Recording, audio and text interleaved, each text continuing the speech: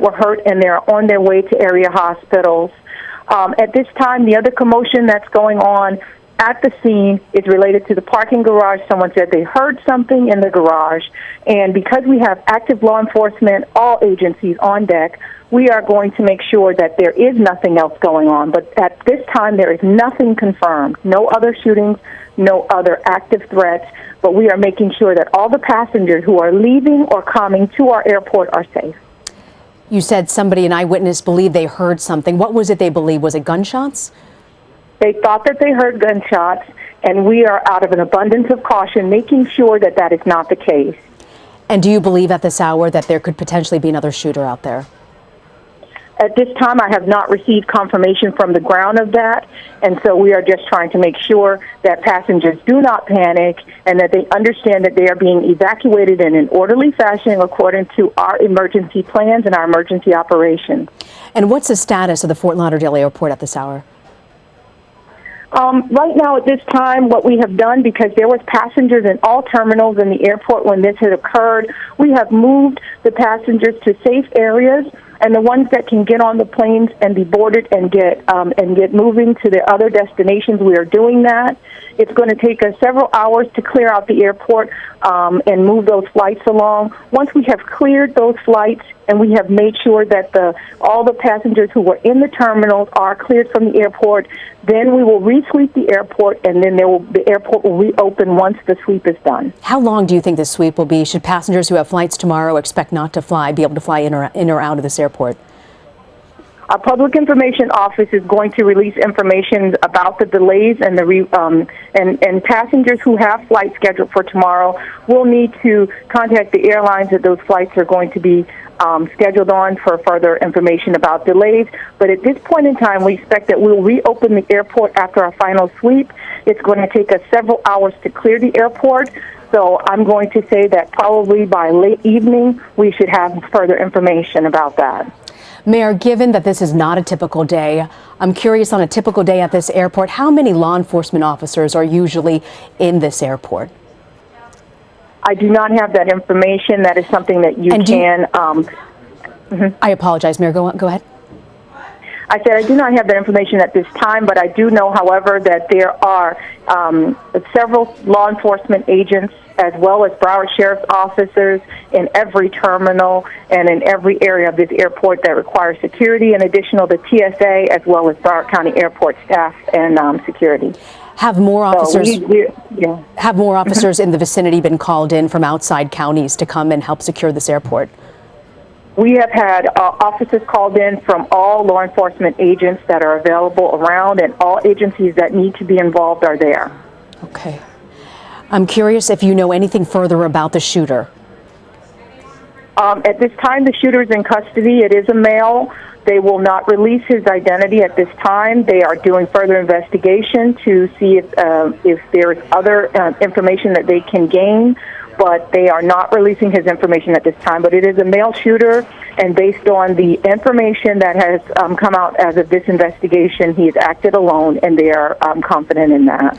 Senator Bill Nelson of Florida is reporting that the shooter is ESTEBAN Santiago. He had military ID on him, and he was born in New Jersey. Can you confirm that? I cannot confirm that. Do you know if he was a resident of the area? I cannot confirm that. Okay. And what right now will be your focus, Senator Sharif, over the next, Mayor Sharif, over the next few hours? Mayor, what will you be focusing on?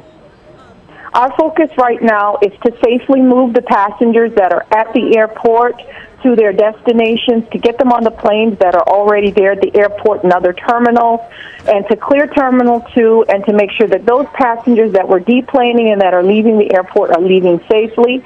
We are going to, like I said, our focus is on sweeping the airport.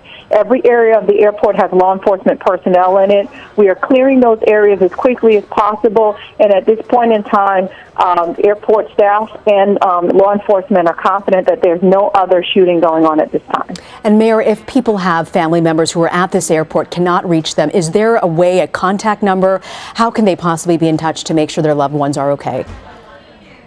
I would say at this point in time, because there is a lot going on, the best way to get the information is we're going to be releasing it over the next period of hours. We will be updating everyone. And the cell phone, as far as I'm aware of, is still working in that area. So if they can contact them on cell, if they can't, just watch the TV and we will update. We are giving updates as quickly as possible. Okay. Broward County Mayor Barbara Sharif, thank you so much for joining us, Mayor Sharif. We appreciate this update. We've continuing to follow the coverage here at Fort Lauderdale Airport. A second incident of some sort has caused a great deal of concern. The entire airport is now being evacuated. Mayor Sharif of Broward County telling CBS News right now it's going to take several hours now for them to completely evacuate this entire airport, remove all passengers, and then go inch by inch to make sure this entire compound is secure. There was some concern that there was an issue at a parking garage. The mayor confirming to CBS News that a witness on the ground believed that they heard some sort of gunshots, phoned it into law enforcement. That is what has caused this great deal of concern, and law enforcement authorities to come and examine this parking lot and evacuate the entire airport. We believe now 5 people confirmed dead, 13 taken to the hospital, according to the mayor. Facebook has now launched a safety check for folks who might have been at this airport to let their loved ones know. The mayor saying they're starting their own services they're looking into over the next couple of hours, to stay tuned to that as well. But to, of course, check with airport, your local airline carrier, as to whether the airport will even be up and running, and flights will be out by tomorrow coming in and out of this airport. Again, continuing to monitor this situation as it unfolds. I want to take you now to our station there on the ground at Fort Lauderdale, WFOR. We've also seen a lot of airplanes on the ground. Many of those planes are filled with passengers who are not going anywhere. We've been getting some information from various sources that tell us about some of the flights, whether they have landed or whether they have been diverted.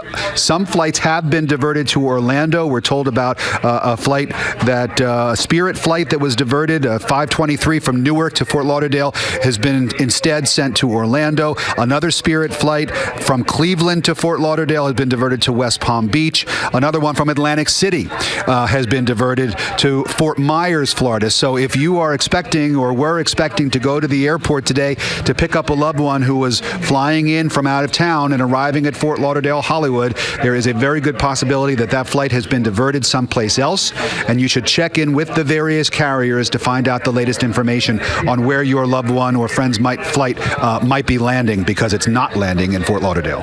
And just a quick note here, Broward Sheriff's also tweeting out, please don't tie up 911. Apparently people are calling in 911 to try to get information, and they are clogging up the phone lines. It's very important that you don't do that, because they need to be open for this active situation. They say the 911 dispatch does not have any information. Just keep watching media reports, maybe go on social media, but please don't call into 911 looking for information. We are trying to get as much information as we can, and we're bringing that to you as soon as we get it. We have Joan Murray in, who said she was actually one of the people inside the airport. She was there trying to talk to witnesses when officials and people started kind of getting chaotic and told her to get on the ground, and that she actually had to get on the ground. She was among those people inside during that possible second incident, or that possible wave of panic.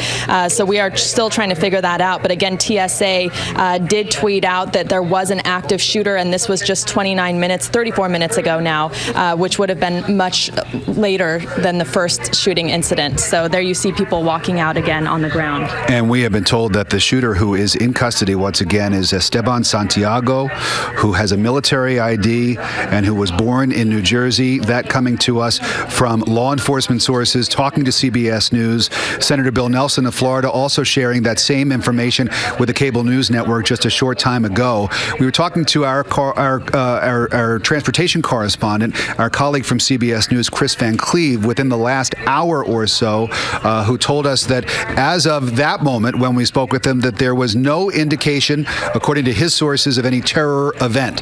Of course, that's the big question on everybody's mind, because we have seen airports targeted in the past. We have seen airports here in the United States being targeted, and most recently in Europe, in Brussels, and elsewhere, because of the nature of airports. There are particular parts of airports where security is tight, and then there are other parts of airports where security is not so tight, what experts refer to as soft targets.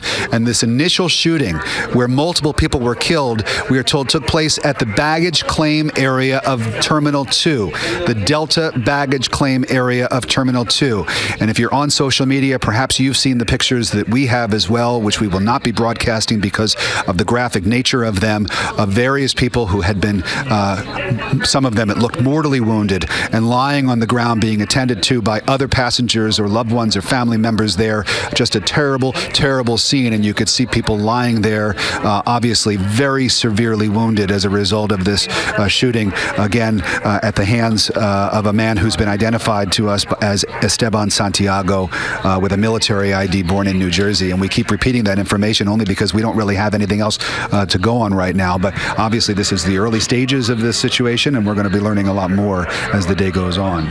And we also know that Port Everglades closed to all traffic now because of this developing situation at Fort Lauderdale Hollywood International Airport. You definitely want to see, you can see the live pictures there from Chopper 4. You definitely want to stay away from this area if you can. We do know that Miami International Airport is operating. All flights are open, and they are operating as usual. So of course a lot of these flights going to be diverted, canceled, delayed. If you have a flight, I would just definitely urge you to check with your airlines before you go. If you're expecting passengers, probably no one going to be out of there anytime soon. Now look, you see live pictures of law enforcement running under that parking garage with look like guns. They were holding guns and running under there. They've just been hidden from view from our chopper because they're under that garage, but they're definitely, I saw, I think, about half a dozen of them running. It looked like they had some urgency, and they did have their guns drawn. And we're looking at a scene here on the overpass, so you see how heavy this law enforcement presence is. All hands on deck as the situation remains very active. People still trying to figure out whether there was a second shooting there or some sort of second gunfire or explosion. People just trying to figure out what was going on. Such a chaotic scene. Well, conflicting reports, Ruta Bay, and for those of us in the news media, it's very frustrating because obviously we don't want to pass anything along that isn't 100% correct. But we're hearing from two different two different law enforcement organizations, one the TSA and the other Broward Sheriffs, that there is either an active shooter situation that's ongoing or an active search for a potential shooter. So we're getting some conflicting information, whether it's actually taking place or whether they're just investigating reports that perhaps there was a secondary shooting situation. But right now we have not been able to confirm any of that except for the initial shooting that took place at around 12:50 this afternoon. That's when the call came in to BSO. Chopper 4 is searching around looking for something good that would shed some light on the situation. That's why the camera is moving. And this is a situation that has impacted so many different parts of the airport. Take a look at that scene. So this is an area where you would not normally see a cluster of people like that. This is where some of the private jets, some of the corporate jets land and take off from at Fort Lauderdale Hollywood International Airport. It is in a remote part of the airport, far away from the commercial jets, but you see people clustered there as well. And this was something that was very, very distressing for anyone who might have been joining us live and watching this as it unfolded about 45 minutes or so ago. We were watching what looked as though to be an orderly. We've been listening to anchor Rick Fulbaum from station WFOR reporting there from Fort Lauderdale. I want to take you to our network coverage. My colleague Josh Elliott is speaking to transportation correspondent Chris Van Cleve. Let's listen in. Screenings before making their way onto airplanes, even as we have seen in a post 9/11 world, the exponential increase in levels of security at departure terminals at airports around the globe. It has not been as profound, again, in these baggage claim areas, such as the one where the initial attack took place today. Yeah, and that's perhaps something that needs to get reevaluated now. But, you know, can you realistically screen everyone coming in to a baggage area? You know, is that something that the public would even sort of put up with? These are questions that you have to factor in. I mean, one of the and then who's going to do it? Are you going to ask the TSA to do it? If so, where is that staffing and that manpower going to come from? Where's the equipment going to come from? If you're going to have local police do it, same question. So there are a lot of challenges with how do you secure public spaces. But we could be having this conversation about people going into a stadium, right? You know, you might go through security. I was at the Rose Bowl football game. I went through a metal detector to get into the stadium, but before I went through the metal detector, I was in a long line of people waiting to get screened. Well, that's a soft target. And where do you start the security lines? Whether it's at an airport or any public gathering point. And, there's not a perfect solution. You can't just build a bubble that creates okay, everyone is safe now sort of situation. It is the inherent danger in the open society we live in. And again, the security forces at the major airports across this country do differ from city to city. What do we know? Again, as we heard from Senator Bill Nelson, briefed by the head of the TSA, who said that, again, Esteban Santiago, the suspect ID'd by authorities, later taken into custody in the baggage claim area of Terminal 2, said to have, with a weapon, unloaded 3 magazines, killing 5, injuring 8 others before then taking a seat and allowing authorities to apprehend him. What do we know about the security force there at the Fort Lauderdale Hollywood Airport? And what do you make of the quick response time, all things considered here? Sure. So you have Broward County Sheriff's officers deputies, I should say, that are stationed at the airport. They are the uniformed police presence at that airport. And I flew through there a couple of times this year. Every time I was there, you saw a noticeable patrol presence. Sometimes the officers had long guns, sometimes they had canines, and that's in addition to the TSA. So you had a detachment of police, first responders, already at the airport. When the reports of the shots being fired came in, they would have been the first ones there. We're talking, within seconds, if not a minute or two onto the scene there, because there were already officers in Terminal 2. From there, you would see the rest of the sheriff's deputies stationed at that airport would likely converge on that scene. From there, you're going to bring in police from surrounding jurisdictions as well as the sheriff's office. We know that federal authorities, the FBI and the ATF, are also on scene. So, you have a lot of police in the Fort Lauderdale area. That is a big metropolitan area, so you can get a lot of responders there very quickly. But the initial security footprint, you have uniformed police in that airport. They are sheriff's deputies. You also have the TSA officers, but they are unarmed and they are manning the checkpoints. So they are not necessarily first responders the way the police are. Okay, Chris Van Cleve, please do stand by there in Washington as, for those joining us, you are watching a CBS News special report, a scene of continuing and unfolding chaos at the Fort Lauderdale Hollywood International Airport, where just before 1 p.m. Eastern Time today, just over 2 hours ago, a man entered the baggage claim area of Terminal 2 of the airport. A suspect later taken into custody and identified as 26-year-old Esteban Santiago, who some reports suggest was wearing some sort of uniform and was bearing a military ID. He is said, according to Senator Bill Nelson of Florida, who has been briefed by the TSA, to have used a weapon to unload 3 magazines. In the shooting, he would kill 5, 8 others would be injured.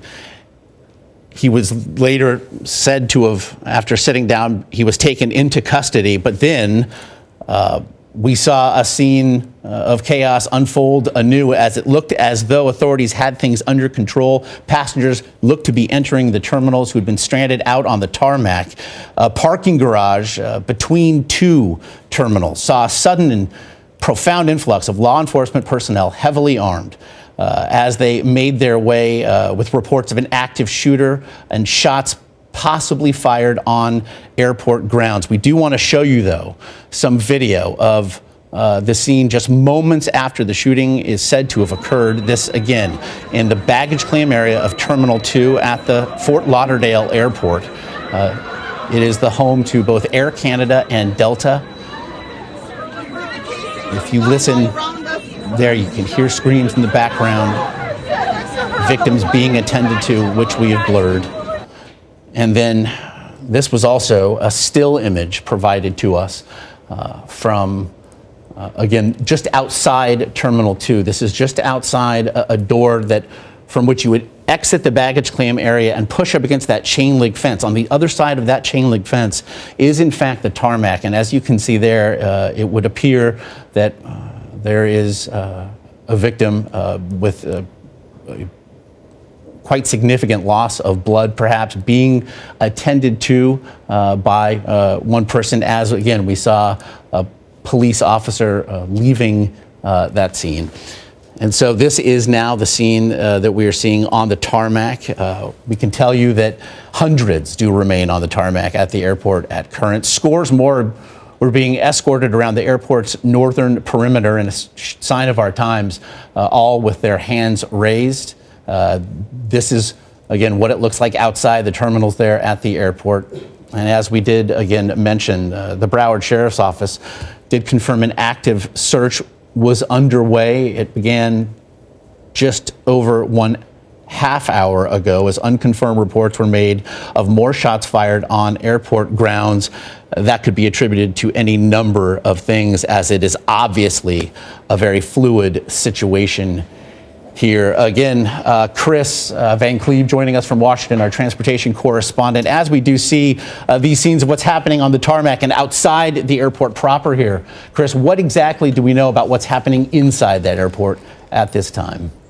Well, we know that tensions are running high, that there are police, sheriffs, federal authorities that are working on clearing this airport. I mean, what you're going to have to do now, particularly after this round of unconfirmed reports of shots being fired, is clear every parking garage, clear every terminal, going parking space by parking space, floor by floor, until you've determined that there is no more danger. And that's going to take time. And so what you want to do, if you're the police, secure everyone, get them sheltered in a safe place, and then just slow the operation down. Time is on your side at that point, and go through and see what you can find or see what you can clear up.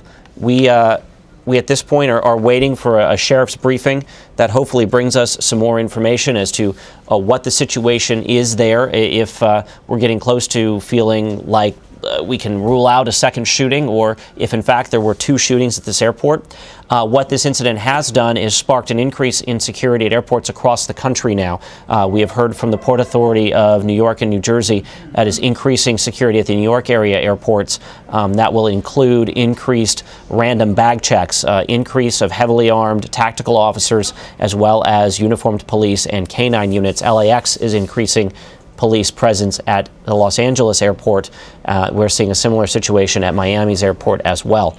So right now, you're going to see a very tense but methodic search going on inside the airport, inside all the buildings, inside all the parking garages, to make sure that there is not a continued hostile presence at the airport. This, as another team of investigators are going to be working to learn as much as they can about the suspected shooter here.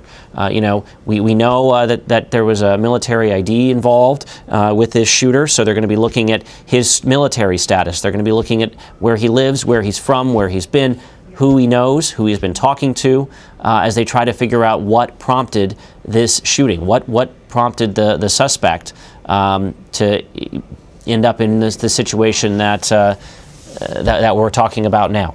Again, that shooter, a suspect identified and taken into custody, 26-year-old ESTEBAN Santiago, we do know, born in New Jersey, again, taken into custody in possession of a military ID. Reports do suggest perhaps he was wearing a uniform, a dark uniform of some sort. That cannot, however, be confirmed. And Chris, as we do see, again, scenes of just outside the terminal, we see police there, heavily armed. Of course, you wearing all manner of bulletproof clothing. We also saw Broward Sheriff's Office officers. We saw FBI personnel as there. What level of coordination, even in these moments, just following what we've seen happen here at the airport, what level of coordination is it that we're talking about?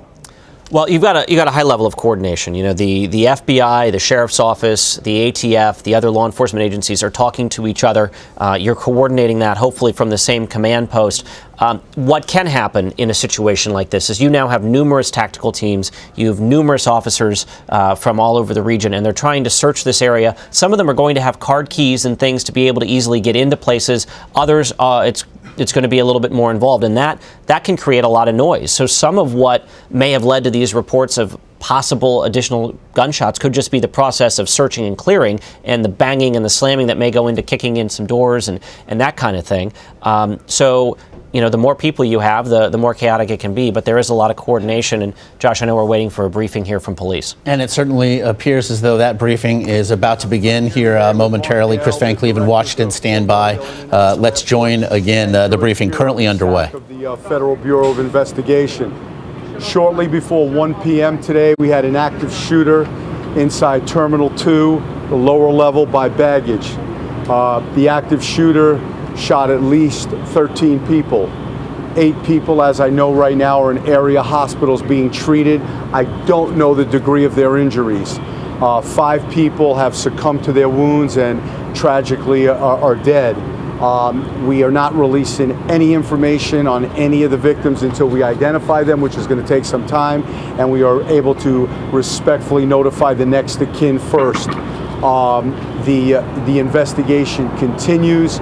We have area SWAT teams and the Broward Sheriff's Office SWAT team clearing the entire airport. There'll be no movement in or about the airport until our SWAT teams give me real-time information that it's safe. Right now we're taking, this scene is considered fluid and active. We won't be, well, we have, one of the more critical pieces of information is we have the shooter in custody. He's unharmed. No law enforcement fired any shots. The subject is being interviewed by a team of FBI agents and Broward Sheriff's Office homicide detectives. There's been incredible cohesiveness and cooperation between the Broward Sheriff's Office, the FBI, FDLE, and all the local law enforcement entities. We'll answer your questions at the end. We'll answer your questions at the end. At this point, I'm going to put the director of the airport on to tell you about what's going on at the airport. Then you'll be hearing from the SAC, Mr. Pirro. Then I'll come back to answer questions. Thank you, Sheriff. As the Sheriff said, my name is Mark Gale. I'm the airport director here at the Fort Lauderdale International Airport. When the incident occurred, we responded. Many of you know that we've suspended operations at the airport for the time being. We're working together with all the law enforcement to address all the needs and concerns of the passengers that are inside the building and on airplanes right now. They are all sheltered in place. We're not sure exactly when the airport will reopen for operations. We're going to work together with all the law enforcement that's here, our airlines, and all the other agencies before we actually move to reopen up the airport. But in the meantime, as the Sheriff has indicated, we're just going to go step by step, methodically through the building before we take any steps to reopen operations. We'll keep everybody informed as best we can through social media and our airport website as to when that may occur. And we'll also be setting up a hotline for families or friends that may be looking for folks that they haven't been able to reach in contact with, and we'll also publish that in the relatively near future, again on our hop site and out through a website and through social media. That's all I have for now. Good afternoon. My name is George Pirro. I'm the special agent in charge of the FBI's Miami field office. As the Sheriff mentioned, the FBI is working very closely with the Broward Sheriff's Office, supporting their ongoing efforts here at the airport. We're working jointly, doing all of the witness interviews as well as the suspect interview. The investigation is very early. We have a lot of preliminary information that we are going through, but at this point our role is to actively support the Broward Sheriff's Office until we make a determination on the nature and the motive of this incident. Thank you. We've heard about a shooting in Terminal 1. What can you tell us about that? Just refer to the camera. At this time, there's been no shooting at any place else but at the downstairs of Terminal 2. There's no confirmation of any shooting. As a matter of fact, at this point as I speak, the only gunshots fired at any time during this horrific incident have been downstairs in Terminal 2. What happened at Terminal 1? That everyone was evacuated and people said they heard shots upstairs. It seems like somebody got injured evacuating, nothing to do with any type of gunshot or anything like that. Our light truck operator heard shots after the initial lone shooter at the other terminal. We heard shots directly behind him inside the parking lot. We've had no confirmation at that. We have law enforcement personnel, both federal, state, and local throughout the airport. No law enforcement in this time has confirmed that there's been any gunshots other than was fired in Terminal 2. We also saw someone being arrested. Is there another person possibly involved? not in the shooting aspect of it. We're reviewing tapes. If someone was arrested, it might be for a plethora of things. But to my knowledge, no one was taken into custody. People could have been secured in handcuffs until we found out who they were, what they were, and how they were related or not related to this scenario. So I don't know if they were physically arrested or not, but there's been no correlation. At the gate? Happened around the baggage area.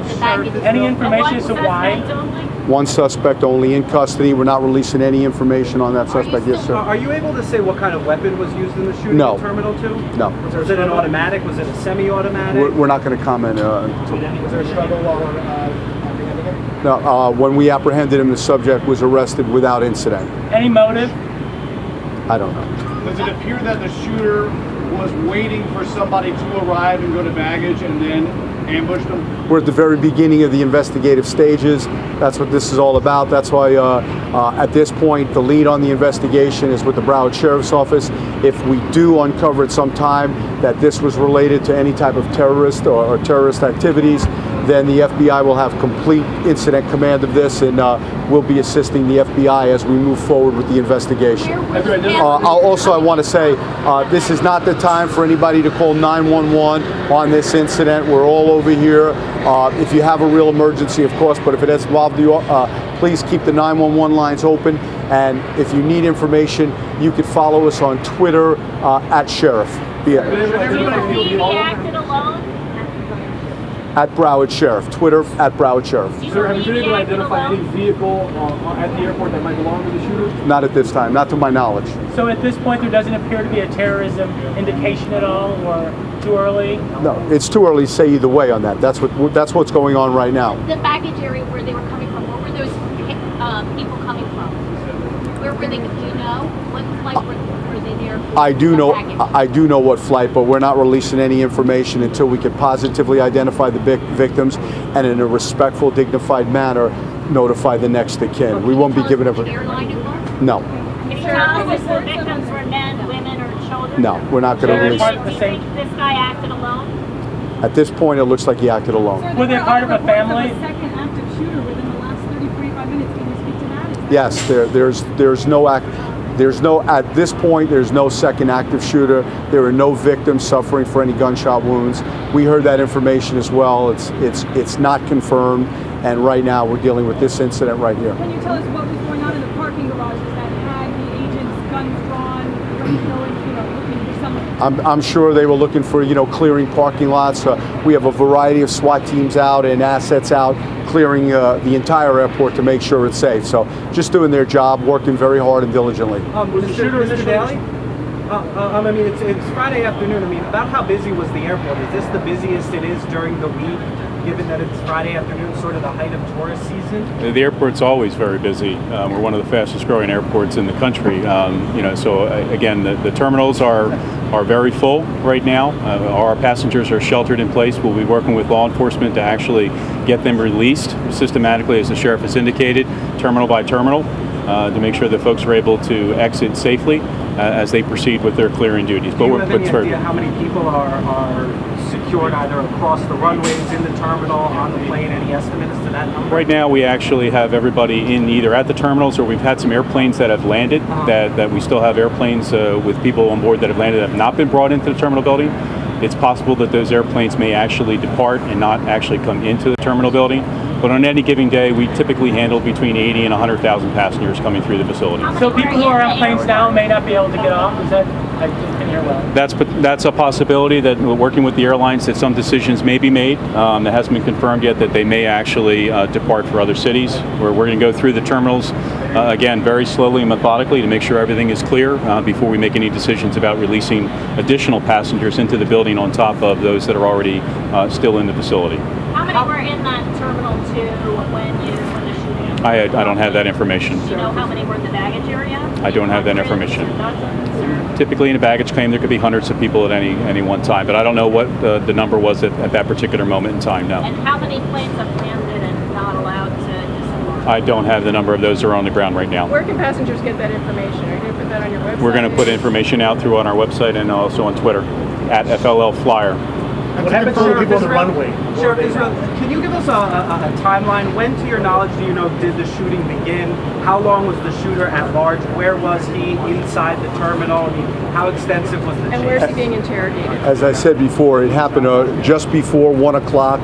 We're not going to give out any specific information about the logistics. And as I said before, shortly thereafter, almost immediately after the shootings. Who apprehended him? He was apprehended by a Broward Sheriff's deputy, and he was taken into custody without incident. Sheriff, did the gunman check the weapon into his luggage on an Air Canada flight and then fly here to land, take the weapon out, and go to the bathroom and load it? As I said before, that's all part of an ongoing investigation. So we also heard that he put the gun down after the shooting and laid on the floor. Can you talk about? I haven't gotten that far. All I know is the gunman is in custody. He's being interviewed by a team of FBI agents and Broward Sheriff's deputies. And at the time, once we establish motive and an investigation continues and we find out what that motive is, then myself and Mr. Pirro, the director SAC of the FBI, will make a decision as to who takes the lead on the continuing investigation. Sheriff, did any of your deputies fire their weapons at this parking garage? Is that possibly what we heard? What did we hear? I don't know what you heard, but there's no confirmation of any type of gunshot anywhere but at the time of this horrific incident. Sheriff, can you say if the gunman was a airline passenger or did he come in at the arrivals area? I believe I know that information, but it's not something we're going to release at this time. Can you say where he's being interrogated? Where he is right now? I'm not sure where he's right now. Sheriff Israel, if there was no other viable threat, a second threat, why would the airport be closed after the first person was arrested and being interrogated? Why shut down the airport? As I said, we can't say there's no viable threat. We have to clear the airport. It's just a common sense approach. My concern right now, not only with the families of those who lost, but my concern is with the citizens of Broward County. And until myself and the director of the SAC of the FBI, until we believe that this airport is a safe place and people can move about, it won't be opened. In Terminal 1, what? Last question. At the airport at the time of the shooting? Excuse me, Amy? How many deputies at the airport at the time of the shooting? I'm not sure. Thank you very much. Please follow us at Broward Sheriff on Twitter. Can you just tell what caused the evacuation of Terminal 1? Again, it's where I'm not sure. Again, that was an update from authorities as to the status of the investigation into the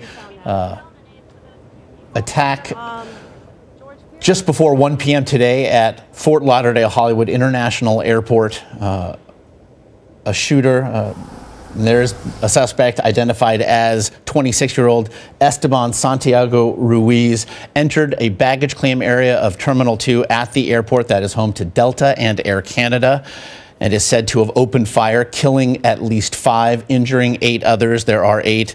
Again, as we just heard in that update from authorities, there are 8 now recovering at area hospitals. Their various conditions are unknown. In this fluid and active scene, it does remain. So as you can see, scenes of chaos have been playing out for the better part of 3 hours now. Hundreds still remain outside on the tarmac. And I want to bring back our Chris Van Cleve, transportation correspondent in Washington. And Chris, we now have a report from Chip LaMarca. He's a Broward County commissioner who has provided this information that the shooter, again, suspect identified as 26-year-old ESTEBAN Santiago Ruiz, was a passenger on an Air Canada flight. He had a checked gun. It is said that he claimed his bag, removed the gun from his baggage, went into a bathroom to load it, and came out of that bathroom and opened fire. Again, 13 in total were shot, 5 were killed, 8 more injured, and are now said to be in various states of recovery at area hospitals. What more then can you tell us, Chris, about the information that we're just learning?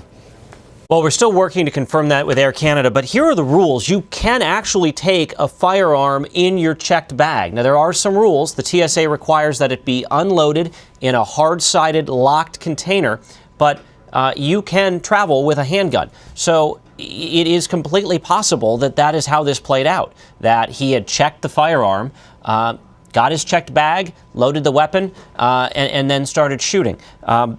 That would certainly be a new one as far as what we have seen in shootings at airports. Typically, we've seen people come in from the outside, not through the secured area, with the gun essentially on them in their checked bag. But you do have the right, as a flyer, you can check a handgun. Chris Van Cleve in Washington, we do want to ask you to stay with us. Meanwhile, I do now want to welcome Florida Senator Bill Nelson. Senator, we very much appreciate your time. I do know that you have been in contact with authorities, including the head of the TSA, Administrator Peter Neffinger. What is it that you can tell us as it relates specifically to the state of the investigation right now? Well, a lot of the information I got about an hour and a half ago from Admiral Neffinger, TSA, so you're more up to date and you've been covering it very well.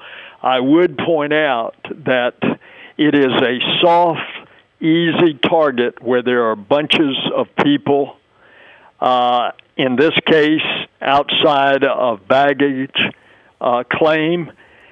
We saw a similar situation last year at the Brussels airport, but instead it was outside of the checkpoint to go into the airport as well as the ticketing counter.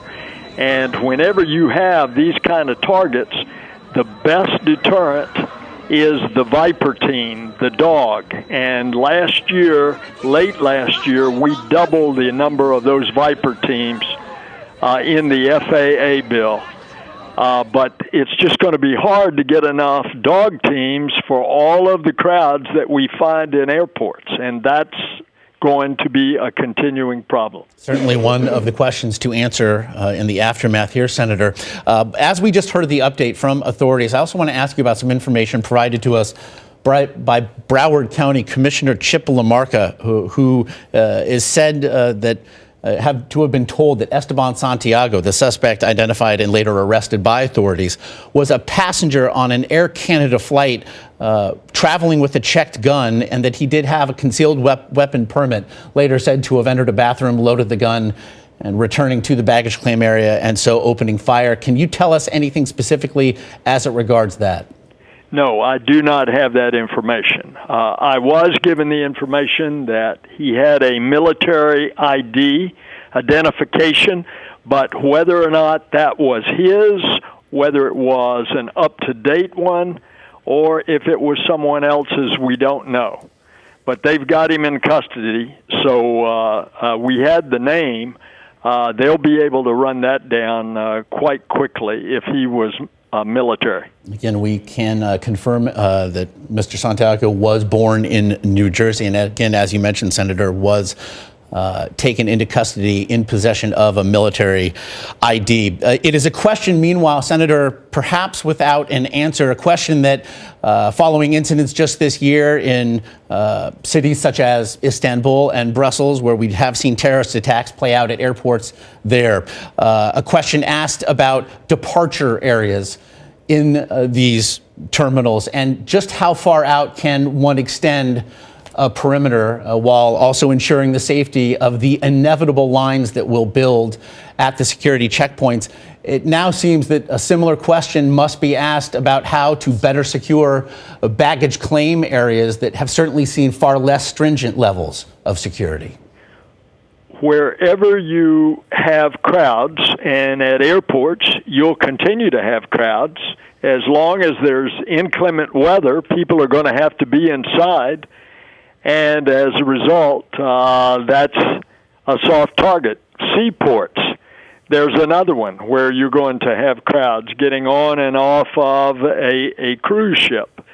So it's the inevitable thing that we have to prepare for this kind of protection. And again, the dog teams are one. But let me give you another example. We're all too sensitive in Florida about crowds. A crowded nightclub, the Pulse nightclub, and you saw what carnage was wrecked there.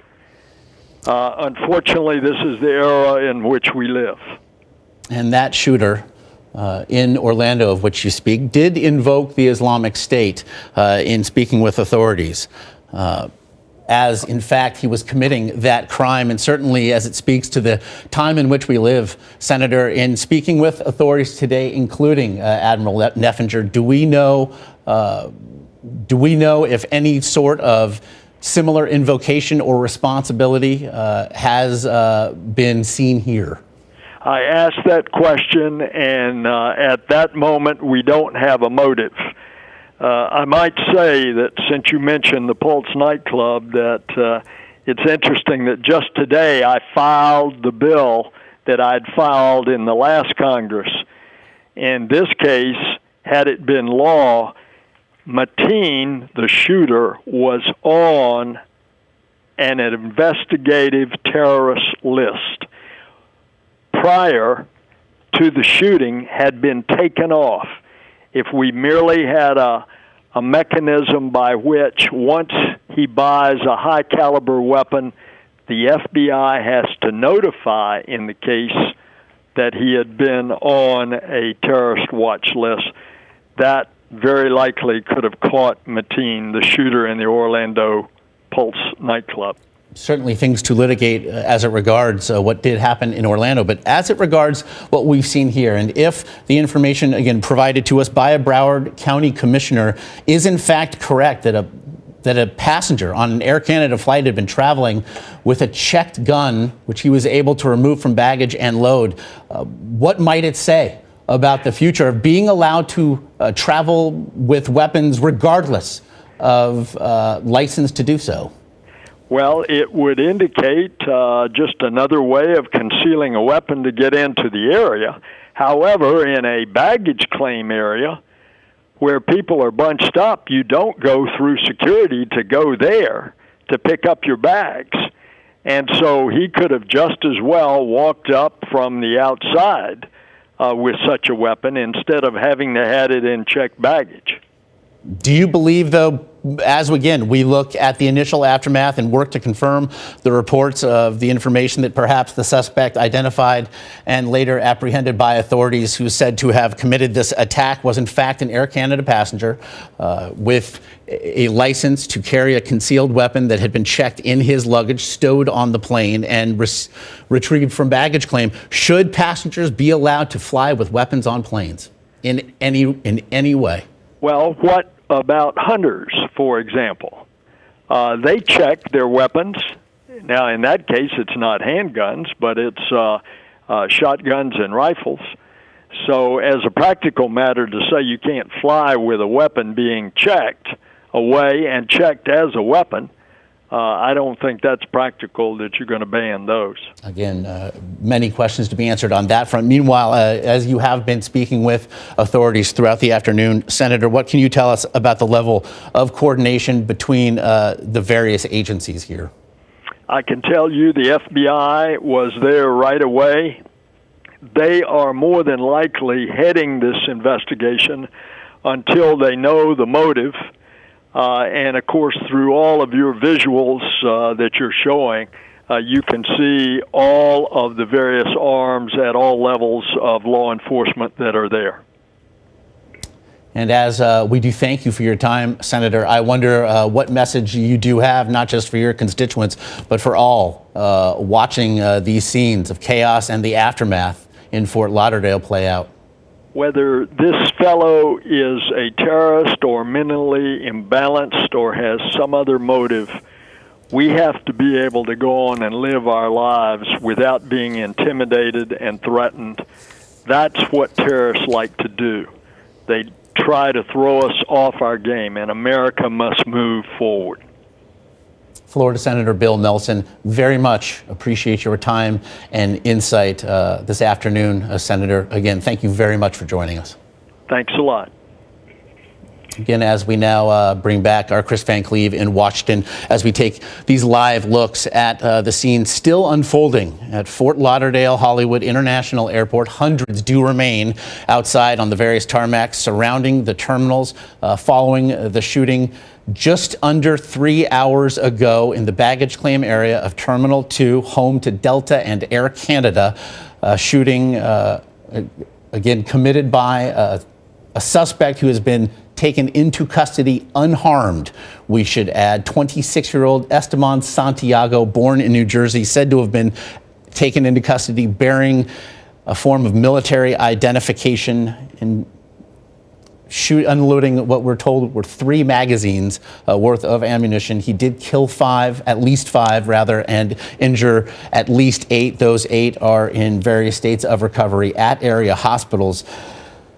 And as we do then bring in our Chris Van Cleve. Chris, again, as we've learned from a Broward County Commissioner, Chip LaMarca, the update and information that he has provided, we are working to confirm. The shooter, a passenger on an Air Canada flight who had a checked gun in his baggage. He claimed his bag, made his way to a bathroom, is said to have loaded the gun inside that bathroom and returned to the baggage claim area and so opened fire. I know, again, you have made it clear that you can have a weapon in checked luggage. It is allowed, but certainly this will be a new debate to be had.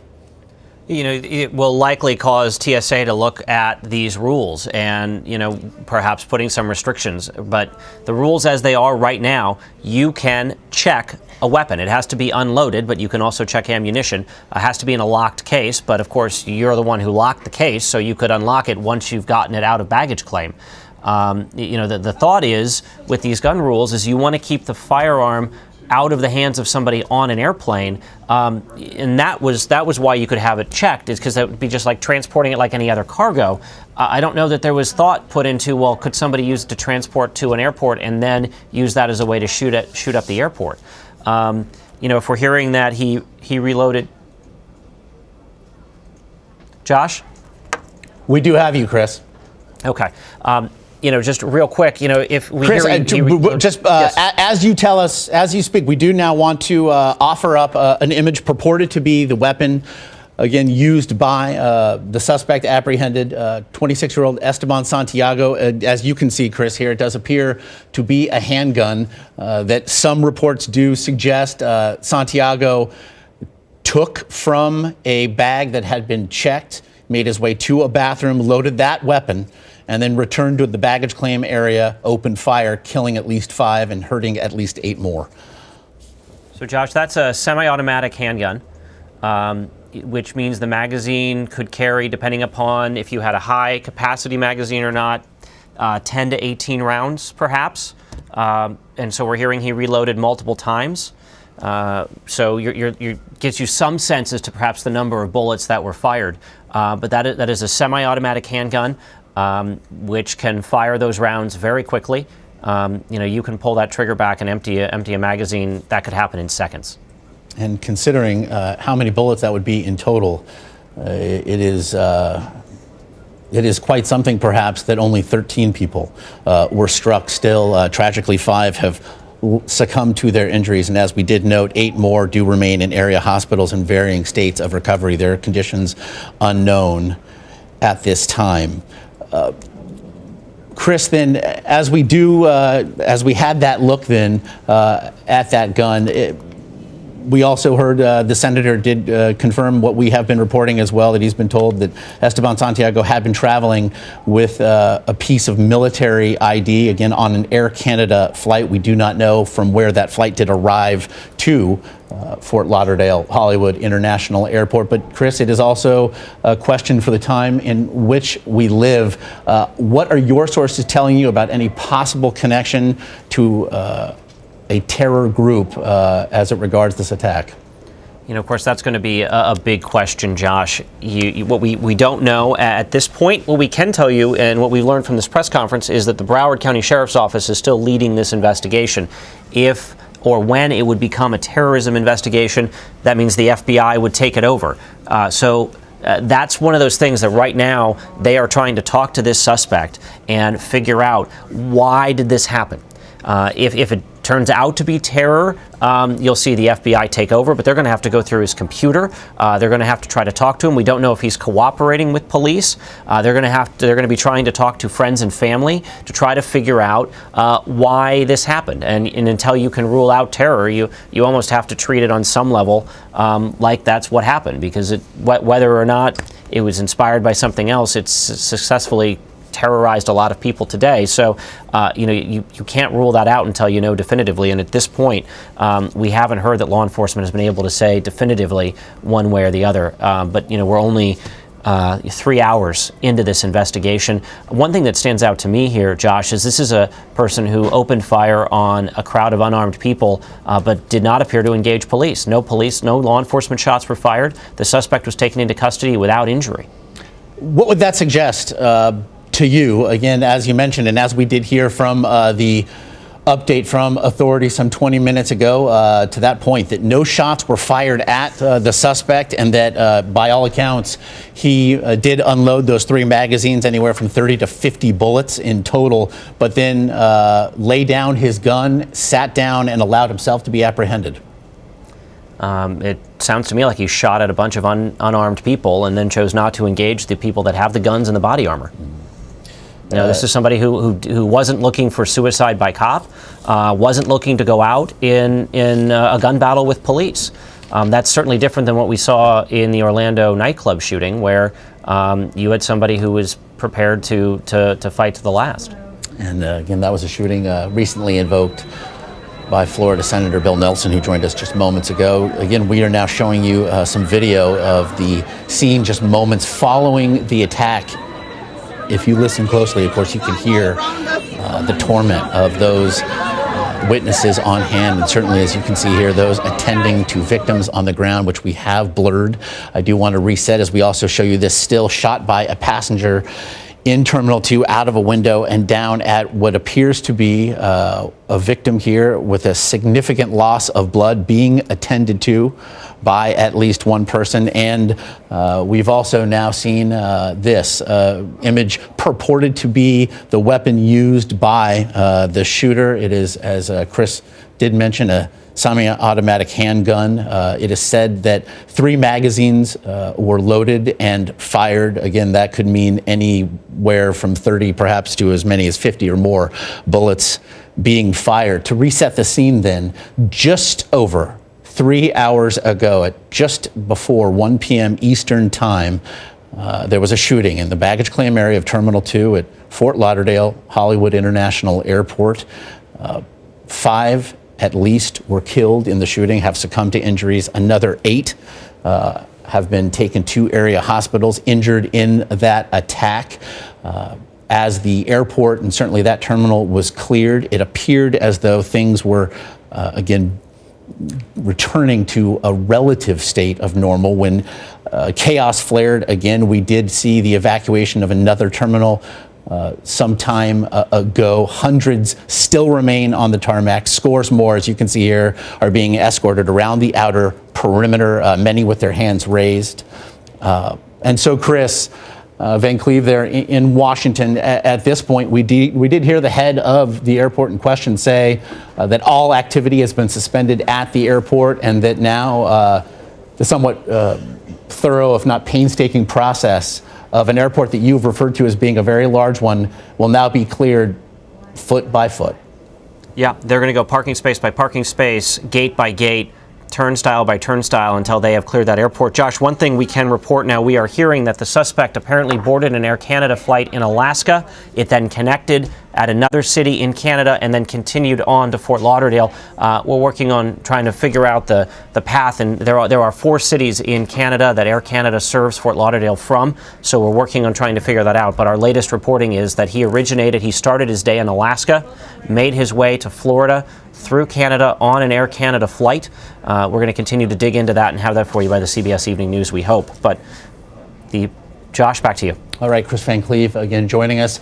As we do welcome those perhaps just joining us, it is a CBS News special report that you arrived to, and we have seen a horrific scene play out this afternoon as just over 3 hours ago, a gunman opened fire in a baggage claim area of Terminal 2 at Fort Lauderdale Hollywood International Airport, report suggesting that the gunman in question was an Air Canada passenger arriving to that terminal.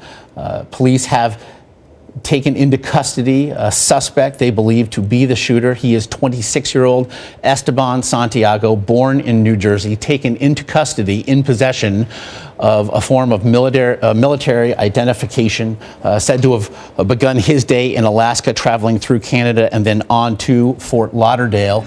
There are reports that suggest he was traveling with a handgun in his checked luggage with a concealed weapon permit to do so.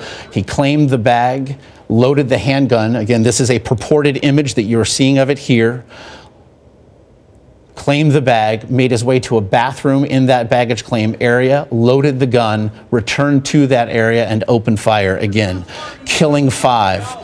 Injuring 8 more. Those 8 are in various states of recovery at area hospitals. Their specific conditions unknown. We have, though, seen the chaos, mayhem really unfold throughout the afternoon as scores of law enforcement personnel from the Broward Sheriff's Office, local police authorities, and FBI make their way to the airport and begin to canvass it. We did see the brief evacuation of a parking garage in between 2 other terminals at that airport as people in and around that area were asked to shelter in place as there was a report of an active shooter and unconfirmed reports of more shots fired on airport property.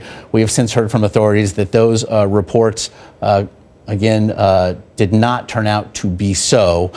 And now we take a live look at the scene outside these terminals. And again, those law enforcement personnel are some of the hundreds that have now obviously converged upon and shut down the airport proper. We have seen hundreds remain on the tarmac, again, now just over 3 hours after the shooting initially took place. We can tell you that Esteban Santiago, the suspect taken into custody, is said to have unloaded 3 magazines. That would be anywhere from 30 perhaps to 50 or more bullets in the attack. He then is said to have laid the gun at his feet, sat down, and so allowed authorities to take him into custody. We do not know the level of cooperation they are receiving. We have been told, however, that the FBI is now taking the lead on all interviews, both of the suspect and eyewitnesses. We do now want to bring back, again, our Chris Van Cleve in Washington. And Chris, again, what is the state of the investigation right now? Well, you know, the investigation is going to be moving on multiple fronts right now. So you have what's going on at the airport, which is a mix of gathering your crime scene evidence, your forensics, whatever evidence you need to get from the baggage claim area and wherever else those shots were fired. You also have your heavily armed tactical teams that are in the process of clearing the airport. There are multiple terminals at Florida's airport, at the Fort Lauderdale airport. There are numerous parking garages, and you know there are thousands of cars in those parking garages. You're going to have to go through the parking garages one by one, floor by floor. Same thing with the airports. You're going to have to clear all of that to make sure there is no other unsafe situation.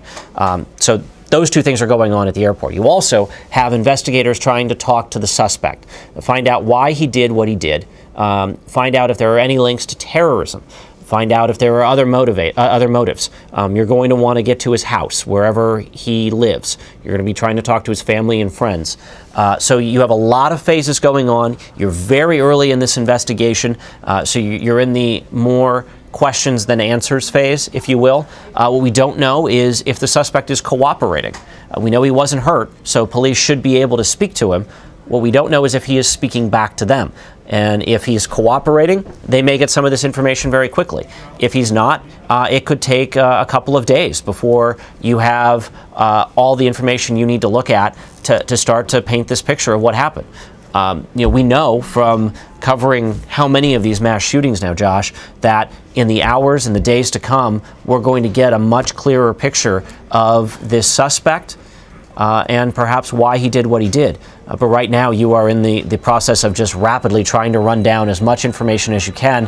And that is now shifted from the focus of making sure there isn't a second shooter. It seems like now police are pretty comfortable with that this was a lone act. That wasn't the case even an hour ago. And CBS News has just confirmed, in fact, that according to the person who provided that image of the weapon purported to have been used by the suspect in question, that the entire incident, the attack there in the baggage claim area, took some 45 seconds.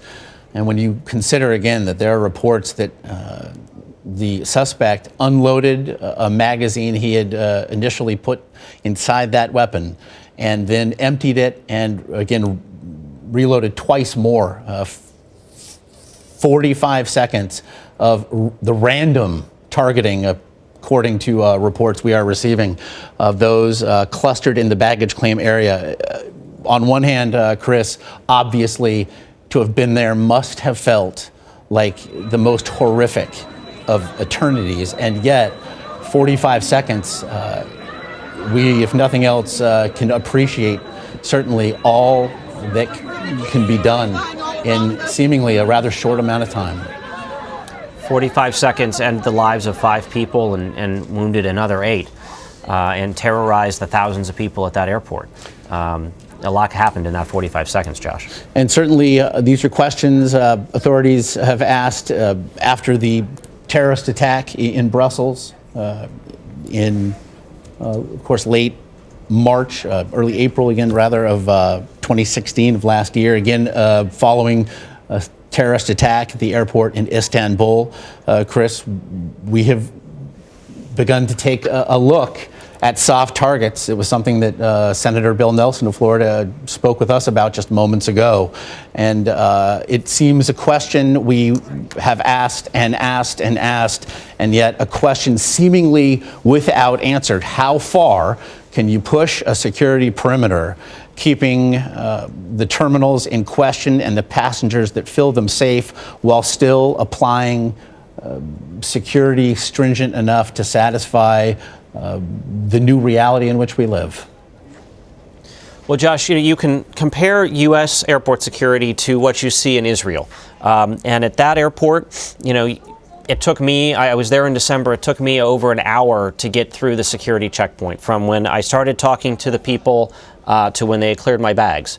If you're going to check every American passenger for an hour at a time, you simply couldn't travel in the volume that we travel today. And if you were going to screen every single person that sets foot in every single airport every day, we're going to have to either, you're going to see if a lot fewer, you're not going to be able to handle the volume of passengers today. So how do you handle the millions and millions of people that are flying on a regular basis and increase security? Wherever you push that perimeter back, you're going to have a gathering of people. And the more concentrated that gathering of people is, and really the bigger the soft target it is, right? I mean, if you decide we're going to screen every car coming into the airport, typically there are 1 or 2 ways into an airport. You're going to create a huge backlog, a line of people waiting to be screened in 1 or 2 concentrated places. So the theory law enforcement has worked under is we're going to take this layered approach where we are going to increase steadily the security as you get closer to the secured areas. And remember, the focus traditionally has always been on preventing terrorists or explosives from getting on board an airplane. We're now having to shift our focus to also include protecting people in the airport from a lone wolf style attack, where the focus isn't so much bringing down an airplane or crashing an airplane or hijacking an airplane, but just on creating terror and mass casualties. So how do you do that while you allow the flow of people? And that continues to be a question that law enforcement doesn't have a perfect solution to. They believe the layered approach works pretty well. I mean, this incident went on for 45 seconds. It was over very quickly. Police presumably were there very quickly. In other incidents, other attacks at airports, other shootings at airports, we've seen law enforcement there within seconds.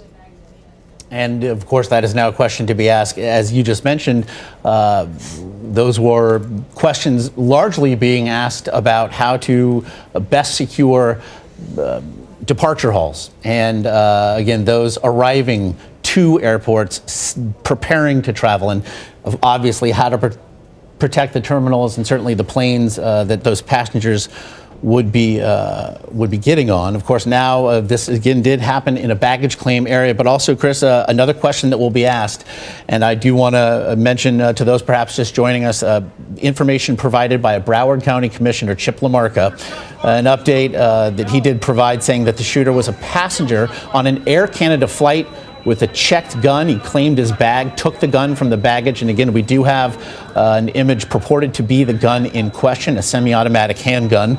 Again, suspect, who has been later ID'd as 26-year-old ESTEBAN Santiago, went into a bathroom, loaded that gun, and came out and began firing randomly at those gathered in that baggage claim area.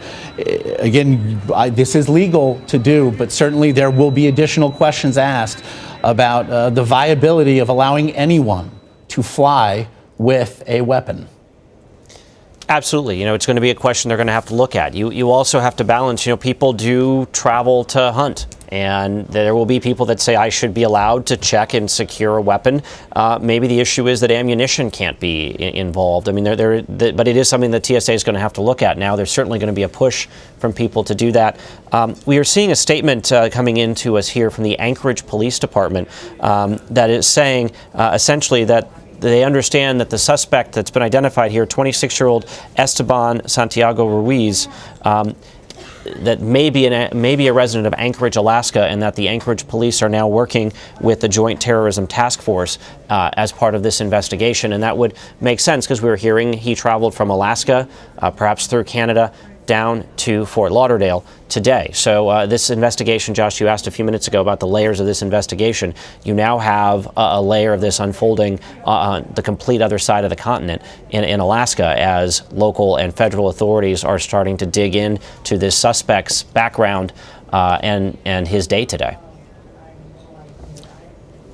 Chris Van Cleve, again, joining us from Washington. Chris, I do want to now direct you to the monitor that I know that you're watching, as we've received now a series of still photographs provided by the gentleman who, in fact, also provided a picture of that handgun that we saw. This in the immediate aftermath, as you can see there, police tape surrounding the area, and obviously personnel they're inspecting. If nothing else, Chris, as we do look at these images, this is, and you've mentioned this already, this is not a small airport. That is, that baggage claim area is certainly sizable, and even if the gunman had opened fire simply on his fellow passengers from his one flight, obviously at peak, there could have been hundreds upon hundreds of people in that hall.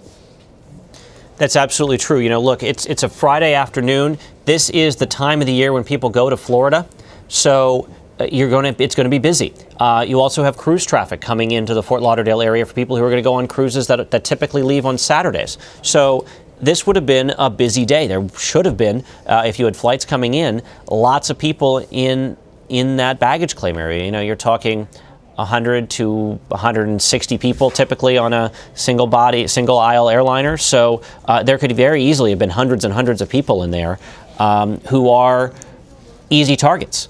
There's no protection. They're not wearing body armor. They don't know it's coming. And suddenly you have somebody firing round after round after round at defenseless people.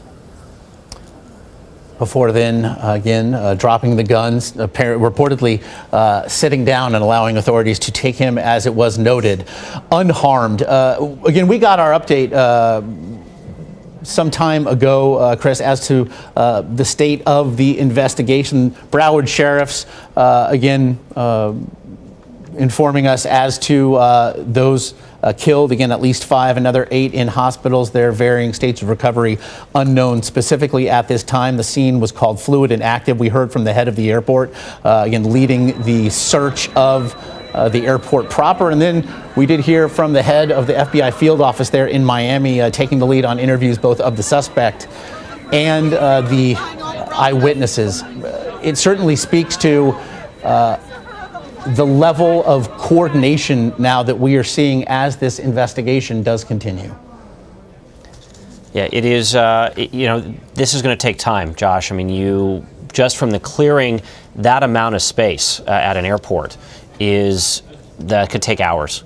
And that may be that the danger is well past, but it's just what law enforcement feels they have to do. And that's completely separate from the manpower focused on trying to unravel all of this as to why it happened. And, and then there's also going to be a time to spend on lessons learned. But, right now, my guess is they're gathering security video. They want to know minute by minute how this man's day started, began, and ended, and then start going into the motives, the why and hows. And that we know of the suspect taken into custody, identified as 26-year-old ESTEBAN Santiago, again traveling with a form of military ID. Reports do suggest that he was also traveling with a handgun in his checked baggage. He did claim that bag arriving to the Fort Lauderdale Hollywood International Airport, having begun his day, reports suggest, in Alaska, moving through Canada. Terminal 2 is home not just to Delta, but also Air Canada. And in that baggage claim area, having claimed his bag in which that handgun did sit, made his way to a bathroom, loaded that handgun, and returned to the baggage claim area, and so opened fire. And perhaps for those just joining us as well, Chris, many conflicting reports as to what played out in those 45 harrowing, horrifying seconds in which he did kill at least 5 people and harm 8 others. What do we know, and what have your sources been able to confirm as to any possible link to a greater terror plot? So terrorism is going to be the big question, and you heard Senator Nelson say that, you can't rule it out until you know for sure, and that's sort of where we are right now in this investigation. That is going to be foremost on the minds of the FBI, who are helping with this investigation. Right now, we know that the Broward County Sheriff's Office is leading this investigation, which tells us it is not yet a terrorism investigation. That may be that they haven't been able to rule it out. It may be that it's just not terrorism. We know that this wasn't likely going to be a disgruntled worker because we believe he lived in Alaska. We believe he flew into Fort Lauderdale on a flight, and then this shooting happened. So that does start to drop down some of the possibilities. But we so far haven't been able to rule out terrorism. The initial word we were hearing was that law enforcement was leaning away from that, but it is so early in this investigation, and we don't know if the suspect is cooperating with police, that it's impossible to say what his motives are right now based on what we know at 4:17 Eastern Time, just 3 hours after this shooting. And concerning the very specific time in which this has taken place, again, we can tell you that the White House was briefed as to what happened today in Fort Lauderdale, but so was the president-elect, Donald Trump, again, acknowledging that as well, even as he was receiving an intelligence briefing regarding Russian meddling in the November election. Just wanted to actually, Chris Van Cleve, if you could just stay with us then there in Washington. We do actually want to go to our Juliana Goldman on the White House lawn. Again, Juliana, what can you tell us as to what the president has been told and what he has shared with you? Well, Josh, the president earlier today was briefed by his Homeland Security advisor, Lisa Monaco. Officials here say he's continued to be briefed throughout the day. Typically in these situations, Lisa Monaco is in touch with DOJ officials on the ground and relaying that information back to the president. We don't expect necessarily to hear from the president on this today. Typically, he does not. Typically, he avoids speaking out when there are these kinds of mass shooting incidents in the midst of investigation as it's still unfolding. Officials are saying we don't expect to hear from him, but that can always change. Now, as for President-elect Donald Trump, he is in New York, and he tweeted earlier today that he's monitoring the terrible situation in Florida. He said that he's just spoken with Florida's Governor Rick Scott, and he's sending his thoughts and prayers to everyone, and he's saying stay safe. Again, Juliana Goldman there on the White House lawn. Juliana, we do thank you, and again ask you to stay with us as I return now to Chris Van Cleve in Washington. Chris, again, we're seeing the series of images provided us, including that purported to be the gun used in this attack at the Fort Lauderdale Hollywood International Airport some 3.5 hours ago. Chris, if nothing else, with not just the various agencies involved in the initial investigation then, but with also essentially two administrations also to keep abreast of the investigation from this point, as you mentioned, who will then take the lead here? And if that changes, what might that tell you? Okay, so right now, this is a Broward County Sheriff's Office investigation. That doesn't mean that the FBI and ATF aren't involved. The ATF will be tracing that gun. They're going to find out the history of it, how it was bought, who bought it. Did that gun belong to the suspect? Was it a stolen gun? That whole history, that's going to take about 24 hours. They can do it in a little bit less, but it's a by-hand process. They can't just put it into a database. So there's some steps they have to go to trace the gun. The ATF will do that. The FBI and the Joint Terrorism Task Force, they're going to stay on this until they've ruled out terrorism. So FBI and local authorities in Alaska are going to be going to what's believed to be his home in Anchorage, in the Anchorage area. They're going to run that element down. Here in Florida, that'll be the Broward County Sheriff's Office. So they're going to focus on evidence gathering. The FBI will certainly be present when this suspect is being interrogated. In fact, I believe we heard the sheriff say that the FBI left with the suspect. So expect law enforcement at all levels to be in the loop on this. As they figure out what the motive was and as they figure out how they want to handle this investigation. When it comes to criminal charges, they're going to look at the likelihood there can be federal and state charges here. So you may end up with multiple investigations. Right now, the Broward County Sheriff's Office is lead in Florida, but they're getting support from federal law enforcement probably at every level, not only on the ground there at Fort Lauderdale, but in Alaska, back here in Washington, in West Virginia, where the ATF tracing facility is for that firearm. So, it's a multi-level coordinated investigation right now where, you have people in the same room from federal and state and local law enforcement talking to each other in the command post there in Florida, and then working their people and their contacts to get information, much the same way that we at CBS News would work a story. Again, an investigation into what exactly happened in what we have learned were some 45 harrowing and horrific seconds that took place in the baggage claim area of Terminal 2 at the Fort Lauderdale Hollywood International Airport when a gunman opened fire, killing at least 5, injuring 8 others at just before 1 p.m. Eastern Time. Yes. Today, I do, Chris, want to ask you to stand by as I do now want to bring you an interview conducted by our colleague Anthony Mason earlier today with an eyewitness to the attack. Mike, tell me where you were and what you heard when the shooting started.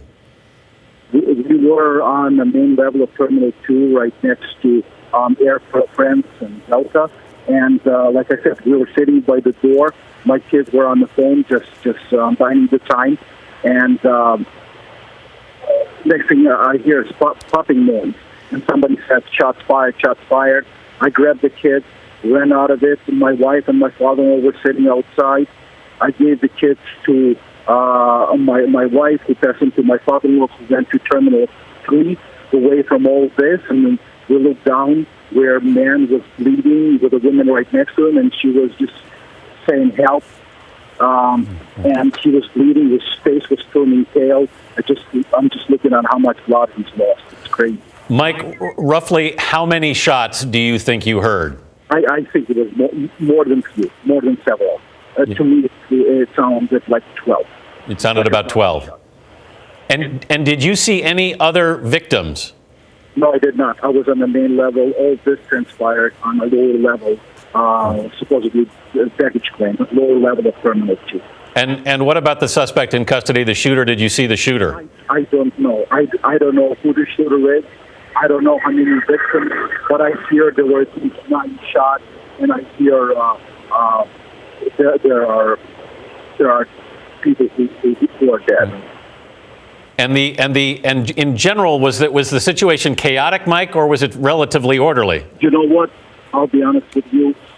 People ran out, but sheriffs and GSA and just security personnel neutralized the situation, tucked people away. And as I looked down up on the victim bleeding, there was one of the sheriffs who made sure that nobody's coming close to him. And shortly after, I saw fire rescue and a medical professional who came in, and they took the man away. And that was our colleague Anthony Mason here earlier interviewing an eyewitness to the attack at the Fort Lauderdale Hollywood International Airport earlier this afternoon. Mike Starobinski, who in fact also provided some of the still images of victims of that attack. As I do welcome my colleague Chris Van Cleve in Washington to further discuss, Chris, not just as we do see an image of the purported handgun used here, the chaos that Mr. Starobinski did discuss, but also as that chaos certainly resulted in any mass casualty event, you certainly understand how you can see such conflicting reports on one hand, while on the other here, it is also quite remarkable that while the 45 seconds in which this attack is said to have transpired may have felt like an eternity, it is also, if nothing else, perhaps a measure of relief that it did not continue past that 45-second mark. You know, you're right. If what we're hearing is correct, and this is a person who reloaded a weapon multiple times, you're in an area where there are a lot of people, they are unarmed. So he certainly could have been more tactical, so to speak, and gone person by person, as opposed to just very quickly firing off rounds. Either way horrifying and either way deadly. But it was a relatively short period of intense violence. That said, it was probably the longest 45 seconds anyone there has ever experienced. And you do end up with this sort of like fog of confusion after one of these things. And as you get all these police and all of these first responders in there, some of them have card key access to parts of the airport, some of them don't. And that can lead to confusion in and of itself.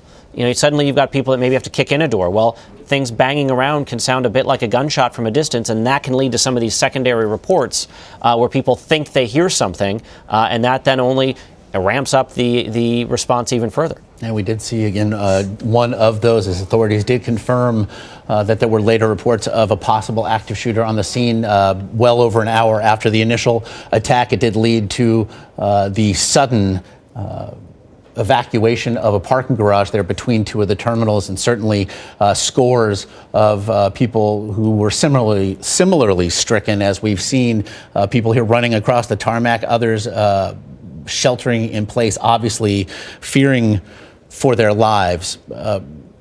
Chris, then as we again heard Mr. Starobinski's account as well of a gunman who was later taken into custody, what is it that the FBI will be looking to ascertain from him right now, as it does also pertain to that which we've also come to learn of ESTEBAN Santiago, the suspect who was arrested and later identified as the shooter, of what we know of Mr. Santiago's day?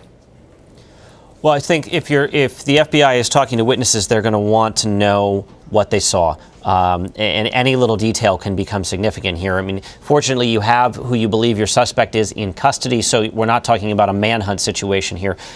With regard to the FBI and the suspect, you got a lot of questions for this man. Why did you do it? Seems to be the place where they'll start.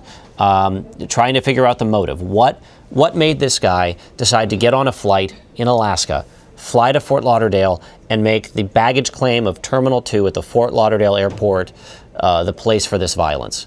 You know, certainly if your goal was to wreak violence in an airport, he could have done that without traveling across the entire length of the United States. So why Fort Lauderdale? Why the shooting at all? And they're going to also be trying to talk to family and friends. They want to get a hold of his computer, see who he's been talking to, see what his internet history looks like. That will help them figure out if he was inspired to act by, radicalized in some way. And those are all questions right now that you're trying to check off on your list.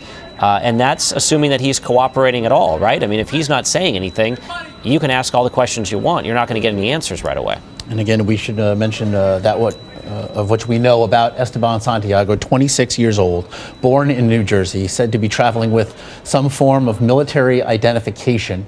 Again, he was taken into custody, according to authorities, unharmed. In fact, it was said that no shots were fired once his attack had ended. He simply took to the ground, sat down, and allowed himself to be taken into custody. Chris, as you mentioned, of course, it is unknown as to his level of cooperation with authorities now. And so, Chris, then as we look to what is happening here, and these pictures tell quite a story in and of themselves, as hundreds remain out on this tarmac. We heard the situation called officially fluid and active. If nothing else, how long do you think the folks we see now will be waiting? Well, it could take hours to clear the airport. And once that's done and you've rendered it all safe, then you would start moving these people who are out on the tarmac in sort of the controlled space. You're going to move them back into the terminal and let them file out. You also have the issue of their bags and their belongings maybe scattered on airplanes, in baggage holds on them or in the airport. So it's going to be a process. These folks are going to have a very long day ahead of them. We know that the FAA has basically shut down service to Fort Lauderdale Airport, so flights that were inbound to Fort Lauderdale have either diverted to other airports or haven't left the airport where they were departing from. So you are seeing a disruption, not just the tragedy we have seen at the Fort Lauderdale Airport, and I certainly don't want to diminish that in any way, but you're also seeing that the effect of this shooting means that flights across the country are not heading to Fort Lauderdale right now. Flights are not leaving Fort Lauderdale, and those people are certainly going to be waiting until the all clear is given, and then they can be brought back in, and they'll likely be searched. You can see police searching people there. Folks with their hands up, that's part of an effort to make sure there's not another threat there. And again, as we just saw, as Chris was mentioning, it appeared that they were searching perhaps employees and other airport personnel, such is the thoroughness of being displayed. And the pictures there of travelers, again, huddled outside these terminals and the stricken faces, again, it is an unspeakable horror. And certainly, as we discuss the aftermath here, Chris, that cannot be understated. The absolute Josh, we just got some new information from Air Canada. And an Air Canada spokesman is saying that they can confirm that they have no record of such a passenger by that name or checking guns on any flight to Fort Lauderdale. If, in fact, he was a passenger, as was reported by that Broward County City Council member, there's another airline that flew into that airport that would have service from Alaska. We are working on running that down now, but it appears that he may not have been an Air Canada passenger, as that Broward County City Councilman was reporting, because Air Canada is saying they don't have a record of that passenger. They don't have a record of checked guns on their flights to Fort Lauderdale today. Okay, we should mention again Terminal 2, the terminal where the attack did occur in the baggage claim area, home to both Delta and Air Canada. We should also note very specifically that Chip LaMarca, the Broward County Commissioner to whom Chris refers, did say that shooter was a passenger on a Canadian flight, perhaps, again, as you mentioned, another airline whose flight had originated there in Canada. And we should also note that we are awaiting words and an update from Florida Governor Rick Scott. That is scheduled to begin at 4:45 p.m. Eastern time today, so just over 10 minutes from now, and obviously we'll have those updates for you here, so please do stay with us. Then, Chris, as we were saying then, as it speaks to just the unspeakable horror that has transpired here, you mentioned the impact, perhaps, not just on flights into and out of this airport in particular, perhaps Florida specific airports, but what do we know about the impact now of this event on air travel across the country? Well, so it's going to be localized to flights that were coming into Fort Lauderdale or flights leaving Fort Lauderdale. Obviously, no flights are leaving Fort Lauderdale, so those flights are canceled or heavily delayed at this point, and you can't get to the airport, so those flights aren't going. Flights that were going to depart other places for Fort Lauderdale, initially that were within 50 miles of the airport, were being allowed to land. Since then, those flights and any other flights in the air would have diverted either to West Palm Beach or to Miami's airport. And then any other flights that were set to depart for Fort Lauderdale were being held on the ground at the airport which they were going to depart from. So if you have a flight from, say, Newark to Fort Lauderdale later today, right now that flight is on hold. And as long as the airport is essentially shut down in one giant crime scene, that flight's not going to go. The good news, for the most part, is that Fort Lauderdale is not a huge connecting airport. It is more of a destination.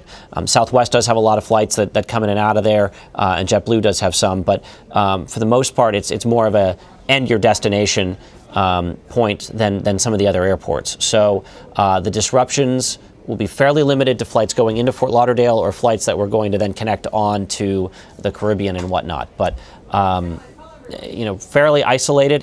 This would be a much more disruptive to national air traffic if we were talking about Chicago O'Hare Airport, for example. But certainly anyone flying to Fort Lauderdale today is going to feel the impacts. And you mentioned, Chris, earlier, so again, we saw that series of still photos. If we could see those again, this is a very large baggage claim area, even if it was just one flight in particular whose passengers were targeted.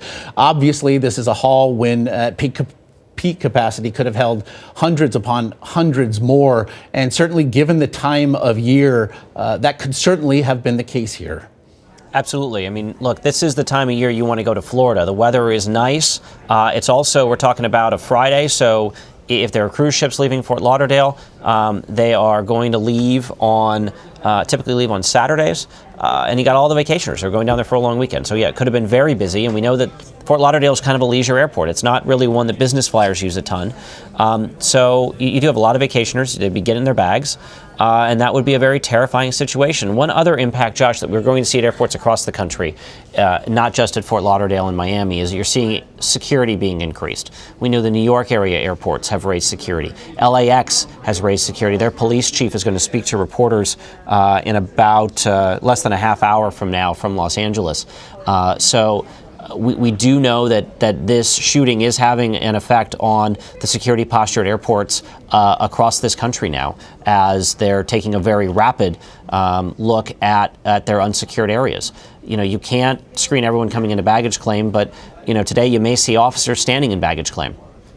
And again, to reset here, perhaps for those just joining us, an attack today just before 1 Eastern at the Fort Lauderdale Hollywood International Airport. An attack in the baggage claim area of Terminal 2 at the airport in question, home to Delta and Air Canada, where a gunman did open fire, killing at least 5, injuring 8 others whose conditions are unknown at this time, said to be recovering at area hospitals. There are reports that the gunman, in fact, had been traveling with a handgun in his checked luggage, that in fact he had claimed the bag, made his way to a bathroom where he loaded the gun, returning to the baggage claim area, and so opening fire. Absolute and utter chaos did then ensue. The attack in question is said to have taken roughly 45 seconds. Authorities would later take into custody a suspect, 26-year-old ESTEBAN Santiago. He is said to have been taken into custody in possession of a form of military identification. This is an image purported to be the semi-automatic handgun that he is said to have used. In fact, emptying a magazine and twice reloading it. That would have meant perhaps anywhere between 30 to 50, if not more, bullets had been fired. This is an image of just a bit of the carnage. Again, as you can see there, it would appear that this is an image of a victim with a significant loss of blood being attended to. I can tell you this, in fact, did take place immediately outside this baggage claim area where that victim perhaps fled up against that chain link fence that we saw there. On the other side of that was the tarmac that you see here, tarmac that soon filled with hundreds upon hundreds of terrified passengers evacuating, some still stranded on that tarmac as authorities have been moving them. With a nod to the time in which we live, around the outer perimeter of the airport, many, as you see here, hands raised. Briefly, we did see a second scene of chaos ensue as a parking garage connecting 2 terminals saw a sudden and profound influx of law enforcement personnel armed as they made their way through the parking garage in question, responding, we later learned, to reports of an active shooter and unconfirmed reports of shots fired on airport property. These are images of just some of the hundreds of passengers who were quickly evacuated once again and told to shelter in place, take cover, frankly, behind whatever they could, cars and other obstacles, as we take an overhead look then at the airport in question. And right there in the middle of your screen, Terminal 2 is where this attack did take place. We can tell you that ESTEBAN Santiago was later taken into custody unharmed. Authorities did confirm that no shots were fired in taking him into custody, and it is said now that the FBI is leading the interview, not just of the suspect here, but also Chris, again, leading all eyewitness interviews. And if we look then now at the hundreds still stranded on that tarmac, people who you say may be looking at a longer afternoon into evening as they are held there, obviously any little detail can help hear just how thorough will law enforcement personnel then be treating these interviews with anyone who may have seen anything? Well, certainly law enforcement knows what flight this man came in on, if in fact he came in on a flight. And, we're working on narrowing that down too. So you're going to want to find the people on that flight. Those are the people you really want to talk to, and unclear where they were. In theory, if he did get his gun out of a checked bag, well, most of those people are probably deplaned and may have left the airport. So you'll want to get the manifest from the airline and find those people. From there, the people that are on the tarmac out there likely were in the secured area away from where the shooting happened, and were rushed out there because it was a way to lock them down and get them out of the path of a potential active shooter. They're likely going to get questioned, but probably not the same way that a witness who saw the shooting did. The bigger issue is, until you've cleared out and you made sure that everything that's inside those terminals is safe, you don't really have a place to put the people. Again, Chris Van Cleve with us in Washington as we do await Florida Governor Rick Scott, who is said to be preparing to provide an update. That is going to be happening at any moment. Obviously, we will have that for you here when those remarks do begin. But as it does, as we did look again at those still being held on the tarmac, the hundreds, there are varying degrees of eyewitness, both those in the baggage claim area who may have witnessed the carnage, as well as those who certainly either heard the event take place or certainly saw the result as scores of people flooded from the baggage claim area in question. We want to bring you now an interview that one of those eyewitnesses did provide. Her name is Ava Davis. This is what she saw and heard. Yes, my daughter's flight left before mine, and she called me while we were on the bus. I was on the bus on my way here to the airport.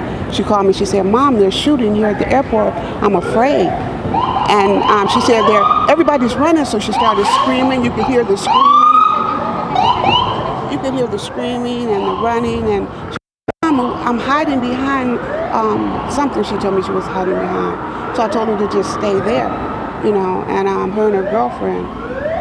And then they told me, say, "We're running outside now." And you could hear all the feet and the screaming. You could hear the gunshots. So, on the phone, you heard the gunshots? Yeah, I heard the gunshots over the phone. Yeah, and then we finally were able to get into the airport on the bus that I was on.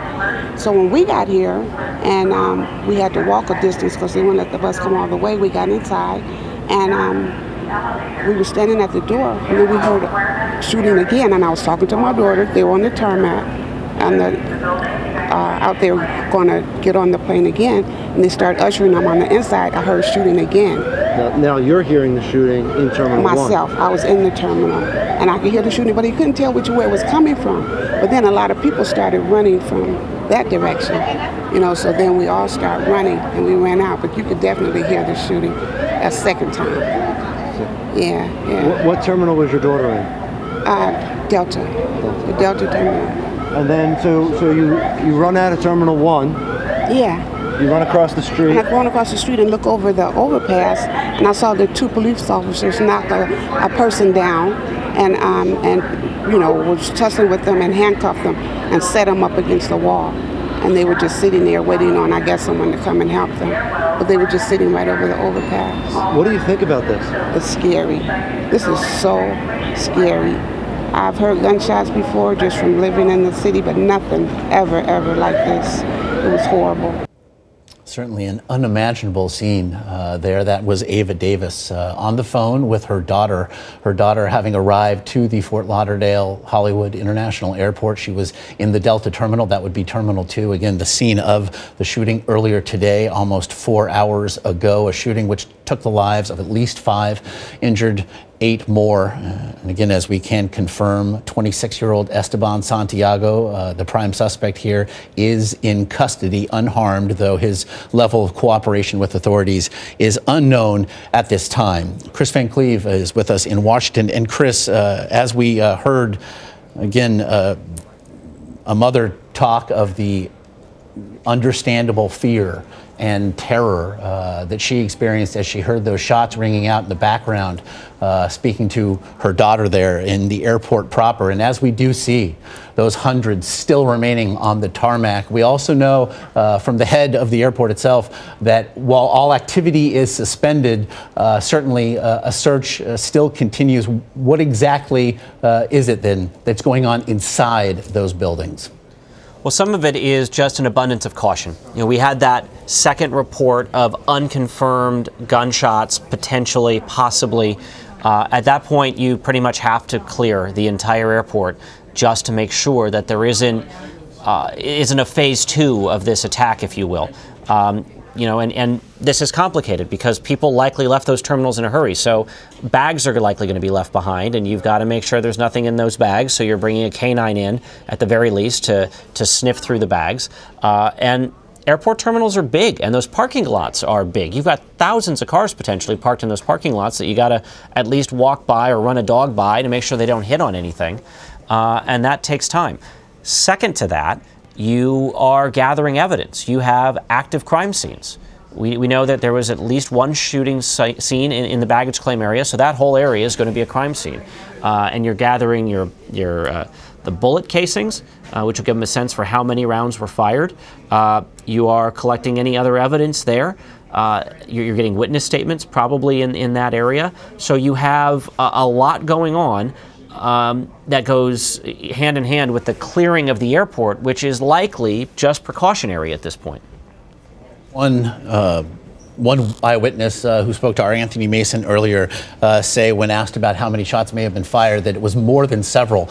We do, though, have a purported image of the weapon used in this attack. And as you mentioned before, a semi-automatic handgun. Reports suggest, again, via Chip LaMarca, a Broward County commissioner, that gun was loaded and emptied 3 times. What exactly would that mean? Well, so we're not 100% sure on the type of gun. We know it's a semi-automatic handgun from looking at that picture. So depending upon the make and model, you could have anywhere from 8 to 18 rounds in that gun. Depends on the size of the magazine and all of that. But let's say at a low point, 8 rounds reloaded 3 times. That's 24 rounds being fired. On the higher end, you'd be 50 to 60 rounds. That's a lot of bullets flying, regardless of how many we're talking about, in a relatively short amount of time, in a space with a lot of people who are unarmed and don't have any good cover. This was, this was shooting the defenseless. And for somebody who had military training, which we understand that this man was arrested with a military ID, he certainly was trained and positioned to create an awful lot of harm. And, Josh, we know that there are 5 dead, 8 wounded. So if he fired 24 rounds, he hit his mark quite often. If he fired more than that, you've got a lot of people who, regardless, are lucky to be alive. And again, the report suggests that he was flying with a gun in his checked baggage, the baggage the shooter is said to have claimed in that baggage claim area. They said that the shooter removed the gun from the bag, made his way to a bathroom, loaded that gun, and then returned, and so opened fire. Many questions will be asked, Chris. We have been discussing the viability of protecting soft targets, and would it ever be possible, in fact, to fully protect said targets, but also, again, this Josh, notion. We've got a little new information from the Broward County Sheriff's Office. Please share it. Part of why we are seeing people being held in place, there's a suspicious bag that they are going to detonate on railroad tracks. And we know the railroad tracks are just off to the side of the airport, and we had seen people being staged there at one point. So this could also be why we've continued to see people stay on the tarmac and not be bussed away, was because as they were searching, they came across a bag that either didn't look right or a dog could have hit on. That doesn't necessarily mean there's an explosive in there, but there was enough concern that they have a suspicious package that they're going to detonate. So they're also, you're going to hear some noise if you're in the area near that airport when they detonate that. But that could also explain why we're seeing so many people still standing on the tarmac or in that hangar over there at the far end of the airport. We'll also ask the question, as we've discussed soft targets, not just in the aftermath of this attack, Chris, but certainly in the aftermath of the Brussels attack earlier last year and the attack at the Istanbul airport that did follow as well, the viability of protecting departure halls.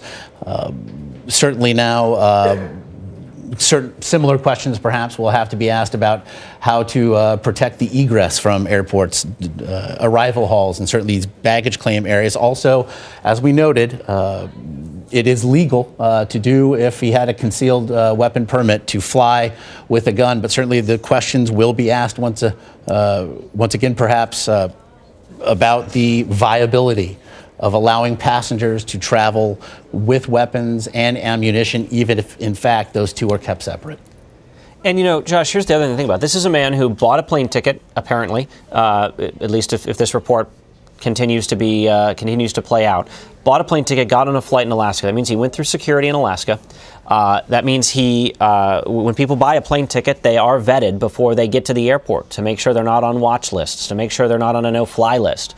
So this was somebody who presumably didn't meet at least that threshold of concern. Got on a plane, went through security, was screened, got off his flight, likely made a connection. I don't believe there's a nonstop from Anchorage to Fort Lauderdale. Chris, as you are speaking, I do just want to inform our viewers that you are now getting the first look here at Esteban Santiago. He is, again, the 26-year-old New Jersey native taken into custody in the immediate aftermath of the shooting, believed, again, to be the attacker in question, who killed at least 5, injured 8 more today at the Fort Lauderdale airport. A 26-year-old, as I mentioned, who was taken into custody. Some reports suggesting wearing some sort of dark uniform, was taken as well into custody in possession of a military ID, taken into custody unharmed. Authorities did confirm that no shots were fired in apprehending him. Reports suggested, in fact, that once he had emptied his magazines, twice reloading, in fact, that he simply took to the ground, sat down, and allowed himself to be arrested. Again, first look here at Esteban Santiago. Chris? Yeah, Josh, we were just saying that this was a guy who was screened. He went through airport security. He was ticketed to get on a plane, which means on some level he was at least vetted against no-fly lists. The idea is protecting people from getting onto keeping terrorists and threats off of airplanes. This is a sort of a reverse approach to what happened here. This was somebody coming potentially off a plane and had carried the gun in his checked luggage, if that's in fact what happened here. But securing those public areas is an ongoing conversation, and it is one without an easy answer. Frankly, if it was easy, law enforcement would have done it by now. In fact, I have had multiple former federal law enforcement officers, law enforcement experts tell me that. Look, if there was an easy way to do this, we'd have done it by now. And there just isn't an easy answer. And it's how much of a delay are people going to be willing to put up with? And what kind of manpower would it take to secure it if you decided to secure it? Because, where's the money going to come from? Where are the people going to come from? And how do you flow the number of passengers through that airport every day if you're screening them in multiple places? In speaking to your sources, then, is there a belief, a consensus perhaps among them, that enough is being done at present? The approach has been, and this has been re-evaluated and looked at consistently since 9/11 and certainly since the Brussels attacks, that the best action is layer upon layer of security, very visible security to act as a deterrent. This man knew the police were going to come, and he chose not to engage the police, right? I mean, he fired his weapon at the defenseless, unarmed people in the baggage claim, then apparently put it down and waited for police to arrive. and because he knew they were coming and he knew they'd be there quickly, and for whatever reason opted not to engage the police, instead to shoot unarmed people. Again, that is Chris Van Cleve in Washington. Chris, please do stay with us as we are looking again at the first look at Esteban Santiago, the suspect taken into custody in the immediate aftermath of this attack at the Fort Lauderdale Hollywood International Airport at just before 1 p.m. Eastern time today. A 26-year-old New Jersey native taken into custody in possession of a form of military identification, having unloaded 3 magazines of ammunition, killing at least 5, injuring 8 more. The conditions of those 8 currently being treated at area hospitals is unknown at this time, as we do welcome Scott Pelley again here. Scott, obviously you've been watching the aftermath of the carnage that has played out at Fort Lauderdale today. All too familiar in some ways. Of course it is, Josh. A new piece of information that we're just getting that seems very relevant to what's happening is federal law enforcement sources have told CBS News that a man of this same description, going by this same name, a man believed to have been the suspect, walked into an FBI office in Anchorage, Alaska 2 months ago and said that the federal government was forcing him to watch ISIS videos. Well, apparently the FBI agents at the time were so concerned by all of this that they took him to a mental hospital. We don't know any more about that or what happened to him once he got into the mental hospital. But that is what federal sources are telling us now, that Esteban Santiago has been known to the FBI at least for the last 2 months. And it is certainly perhaps speaks to the time in which we live. This is the first question that is asked. We had Florida Senator Bill Nelson on earlier today. He invoked, of course, the shooting in his state in Orlando at the Pulse nightclub where 49 people lost their lives. That shooter, of course, invoking the Islamic State. While that attack certainly played out, if nothing else, it certainly lends another layer to the investigation as we take another look at Esteban Santiago, again, who today was said to have been in some sort of uniform, certainly perhaps not the uniform we see here, but again, apprehended in possession of a form of military identification. Scott, as I mentioned, again, another layer now to this investigation, speaking again to the time in which we live. And again, to underscore and italicize what we were saying about Santiago a moment ago, he was claiming to the FBI that the government was forcing him to watch these ISIS videos. The FBI didn't suspect that he was an ISIS follower, but they were thinking that he might actually be mentally ill, which is why they took him to that mental hospital. And yet, as we also see today, and we should point out, it is legal to travel with a firearm if you have a concealed weapon permit. You have to travel with it in your checked luggage. You can also travel with ammunition. That has to be in a locked box, also in your checked luggage. But as we ask questions anew about how to best protect soft targets, questions to add now. How do we treat our not just departure halls, but arrival halls, and the viability of allowing anyone to travel with a firearm in this day and age? Well, you suspect that he might have been able to walk into baggage claim in most any airport with a hidden handgun and not have to fly it in there. In this country of sportsmen, tens of thousands of firearms fly every day in the baggage compartment where they're supposed to be. And so it's difficult to imagine how that might be able to change, and also not at all clear, as you were pointing out, Josh, why he would go to the trouble of flying to a location to open fire in a baggage claim when, of course, he could have probably just walked in there from the street, at least at the baggage claim level. And again, the difference is in security. There's also the questions of, as we've been speaking with Chris Van Cleve, all too often in the last 12 months, as we look to Brussels and we look to Istanbul, similar attacks such as that, how to protect a queue of people, how to protect people, and how far to push those security perimeters when in fact it will still result in people massing as they did here in this baggage claim area. Reports again that the shooter was shooting randomly at people who were laid bare. There's also, as you well know, Josh, you've been reporting this all day, another important story breaking today, and that is the federal government's report on the alleged Russian hacking to influence the U.S. election. Donald Trump, the president-elect, was briefed in New York and came out of that and said maybe it wasn't the Russians after all. Again. So a very important story, and of course we'll be covering both of these in about an hour and a half on the CBS Evening News. And so you will be here to lead that. And to repeat, the Broward County Sheriff's Office reporting at least 5 people have been killed, 8 others wounded in a shooting at the Fort Lauderdale Hollywood International Airport in South Florida. Much more coming ahead on the CBS Evening News in roughly an hour and a half's time. For news 24 hours a day, go to cbsnews.com.